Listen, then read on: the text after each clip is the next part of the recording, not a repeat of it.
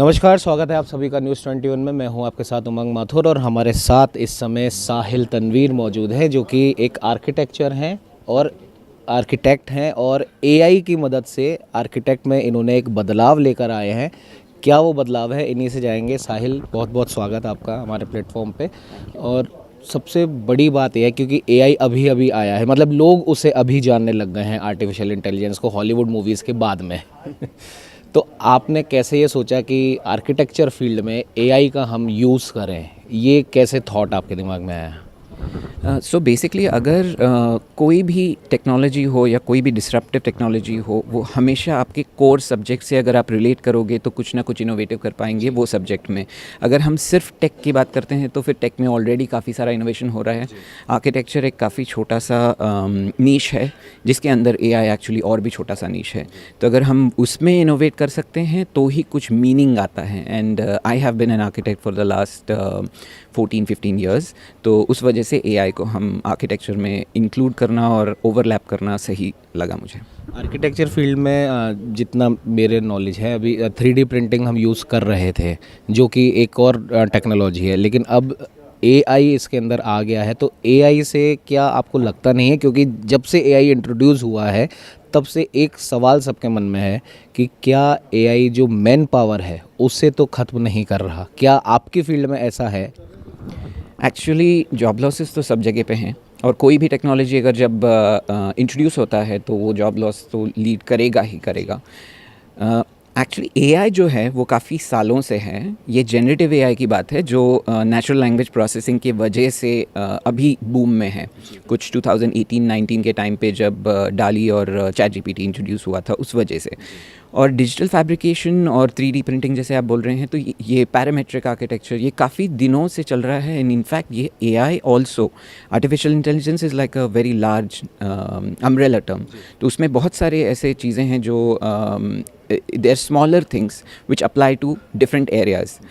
तो मुझे लगता है कि अगर आप I am sorry, I forgot your question. AI क्या मैन पावर ख़त्म कर रहा है? यस, एआई कुछ ना कुछ डिसरप्ट तो डेफिनेटली करेगा। एंड ऐसे जगह में जहाँ पे एक मंडेन जॉब है, राइट, वो वहाँ पे पूरा का पूरा इंडस्ट्री डिमोलिश कर रहा है, मतलब वो इंडस्ट्री ही ख़त्म हो जाएगा। तो definitely it is going to be there. AI से जुड़ा एक और, क्योंकि एआई पे बात करने वाले हमारे पास आप ही हैं, इसलिए सारे सवाल मेरे आपसे ही हैं। एआई से जुड़ी एक और चीज़ है, क्योंकि अभी रिसेंटली हमने यूएस की एक हमने न्यूज़ देखी थी, जब वहाँ पर एक एआई टेक्नोलॉजी ने, whether it chat GPT, Grok और सम अदर प्लेटफॉर्म, उन्होंने अपने यूज़र का जो क्वेश्चन था या जो उसको ऑर्डर दिए गए तो उसने मानने से इनकार कर दिया।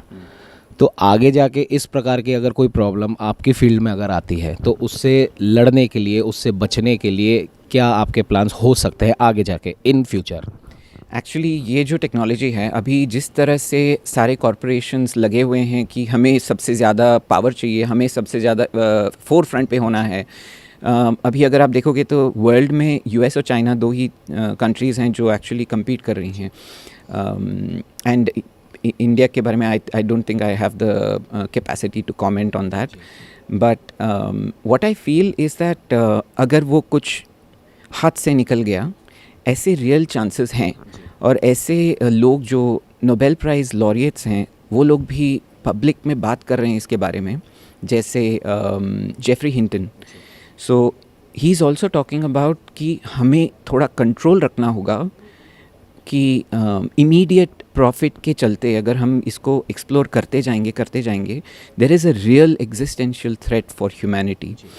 तो जब आर्किटेक्चर का बात आता है वो तो काफ़ी बाद की बात है, तो पहले तो ह्यूमैनिटी को बचाना पड़ेगा, राइट। तो उसमें we have to be responsible, so that is there. कल नेशनल प्रेसिडेंट सरोज जी से भी हमारी बात हुई थी इस सेमिनार के बारे में, 3 दिवसीय जो सेमिनार है, और उनसे हमने बात करी थी। बात कभी भी किसी भी टेक्नोलॉजी की है या कभी भी किसी प्लेटफॉर्म की है, बिज़नेस की है, हमेशा कहीं ना कहीं जो लोकल आर्टिसन होते हैं, जो स्थानीय जो लोग भी बनाने वाले होते हैं, कारीगर होते हैं, उनको लेकर सबको ही बात करता है। तो क्या एआई और जो पारंपरिक जो आर्किटेक्ट है, जो पुराना आर्किटेक्ट है, जैसे क्योंकि हम राजस्थान में जयपुर में हैं, यहाँ पे किले, हवेलियाँ, महल बहुत सारे हैं और यहाँ का आर्किटेक्ट भी बहुत फेमस है ऑल ओवर द वर्ल्ड। तो इस पुराने आर्किटेक्ट को एआई के साथ जेल करके कैसे काम कर पाएंगे? क्या इसको आप देखते हैं, किस प्रकार से देखते हैं? एक्चुअली हम लोग राजस्थान में काफ़ी सालों से काम कर रहे हैं, हमारे प्रोजेक्ट्स हैं। हम लोग उदयपुर में काम किया है, हम लोग जयपुर में भी काम कर रहे हैं। And I understand where you are coming from, cultural heritage काफ़ी ज़्यादा है। And I also come from place which is in the south of India which is Karnataka, and from Dharwad which is a small place. तो वहाँ पर भी काफ़ी सारा culture वगैरह है। तो एआई का जो भी जेनरेटिव एआई के बारे में जो हम लोग बात कर रहे हैं वो एक मिक्स है। तो जब तक कि आप उसको लाइफस्टाइल की तरह अडॉप्ट नहीं करोगे तो आपको हमेशा ऐसे लगेगा कि आप ये सब्जेक्ट से बाहर हो और उसको यूज़ करने की कोशिश कर रहे हो। बट आप जब लाइफस्टाइल में आप इसको अडॉप्ट करोगे तो ऑटोमेटिकली डिज़ाइन में भी अडॉप्ट हो जाएगा। तो ऐसा कोई भी ऐसा चीज़ कोई भी ऐसा फील्ड नहीं है जहाँ पे ये इम्पैक्ट नहीं करेगा। डेफिनेट इम्पैक्ट है। Yes. और सरोज जी की बात मैं एक बार फिर से दोहराता हूँ, क्योंकि जब उनसे पूछा गया था कि क्योंकि हम इंडिया में हैं और भारत का आर्किटेक्ट एक बहुत वास्ट है, जैसे आपने कर्नाटक धारवाड़ की बात करी, हम राजस्थान में हैं, तो उन्होंने कहा था कि जो इस सेमिनार का जो फोकस है कहीं ना कहीं उसमें से एक पॉइंट ये है कि यहाँ पे जितने भी आर्टिसन आ रहे हैं या आप जैसे आर्किटेक्ट आ रहे हैं तो सब एक थॉट प्रोसेस लेके चल रहे हैं कि हमारे डिज़ाइन में भारतीयता होना ज़रूरी है। इसे आप कैसे देखते हैं? वो तो नेचुरली आना चाहिए। एंड मुझे नहीं लगता कि कॉन्टेक्स्ट को फोर्स कर सकते हैं।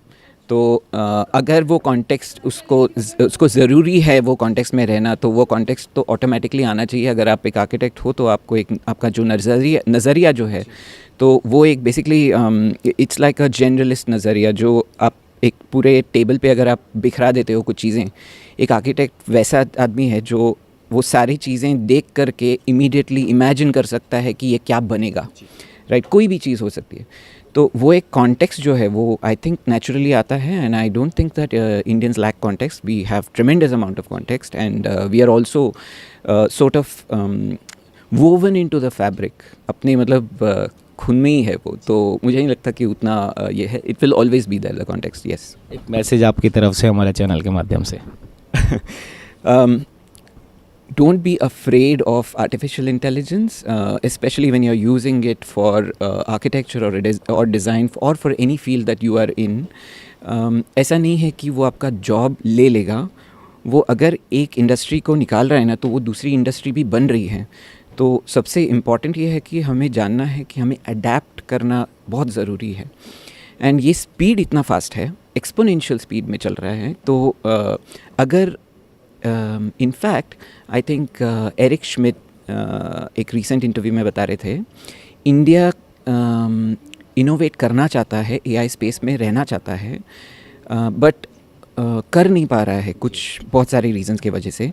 एंड एक और पर्सन है युवल हरारी करके, वो भी बोल रहे थे कि अगर इंडिया रियलाइज़ नहीं करता कि हमें ये इनोवेशन और एआई के जो स्पेस है, अगर हम उसमें इनोवेट नहीं करेंगे तो मोस्टली फ्यूचर में यूएस और चाइना बताएगा हमें कि हम कैसे देखें एआई को।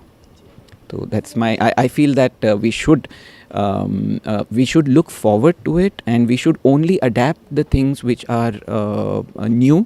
एंड कभी डरने की तो कोई बात नहीं है, अनलेस वो पूरा turns into robots on the street and हमें मार दे वगैरह। तो वो एक ही चीज़ है बस, उससे ज़्यादा कुछ नहीं।